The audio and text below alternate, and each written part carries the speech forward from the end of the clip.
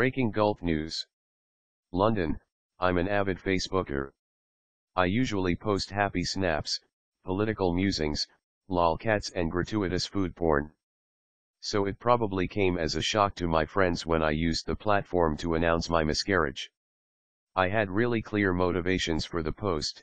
I wanted to be honest and open about my experience, so other friends who had been through the trauma of miscarriage could talk to me about it, both for their benefit and my own. And given 1 in 4 pregnancies end in miscarriage, I wanted my friends to know they'd have someone to talk to if, in future, they had the same experience. Reactions to my post ranged from that was an interesting decision to wow, you're so brave. Neither of these reactions seemed to fit the bill for me. But I was sure of one thing: some of my friends had relegated the post to the lowest of social media rankings, oversharing. It's difficult to define what oversharing is.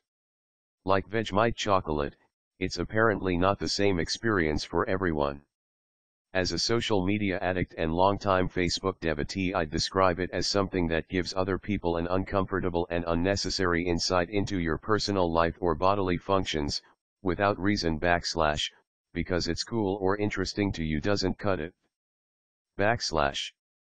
But when I conducted a wide-ranging academic study of what the word oversharing means in a social media context / I asked my Facebook friends / the classic example was the parent who shares photos / status updates / tweets every time their kids breathe in, or, excitingly, out. Using my definition, though, sharing photos or video of your baby's every whimper is not oversharing. It could be described as stunningly boring or repetitive, or totally lacking in insight as to the value of each and every stool / irrespective of color or consistency / that your child bestows upon you. In what some might see as a slightly passive-aggressive form of contribution, one of my friends pointed out that posting photos of everything you eat in restaurants is a form of oversharing. This is something I've been known to do on occasion, or daily. But in my own defense, my friends ask me, the group glutton, to suggest restaurants or give reviews. I refer them to my Facebook photo album. You might call it oversharing. I call it a valuable public service. Going back to the highly considered and methodically executed poll I conducted, some of the real-life case studies /davins / my friends provided were staggering. They included but were not limited to actual photos of bowel movements, spousal arguments played out on Twitter or Facebook, photos of a colonoscopy without warning / resulting in several defriendings, the poster reported gleefully / and repeated cryptic messages designed for someone who recently dumped you / unclear whether the propensity to overshare was a contributing factor in the breakup / The most egregious was a photo posted by a new mom of the birth of her baby. This might seem extreme, but far more common is the ubiquitous ultrasound photo to announce a pregnancy. Before you post your ultrasound, have a serious think about what it actually is: a photo of your unborn baby sitting inside your body, your womb.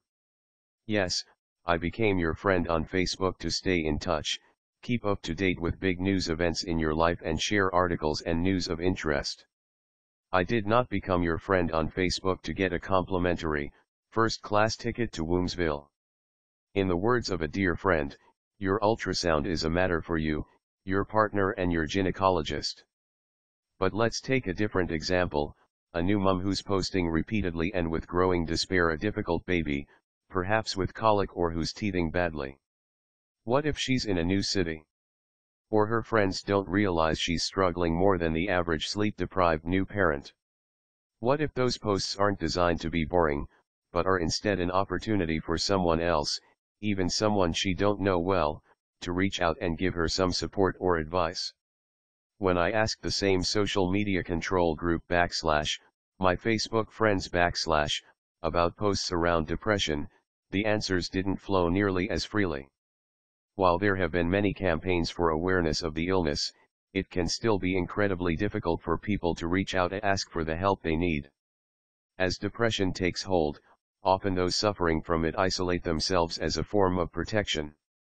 The isolation then becomes a symptom of the illness, forming a damaging and seemingly unbreakable circle of descent into despair.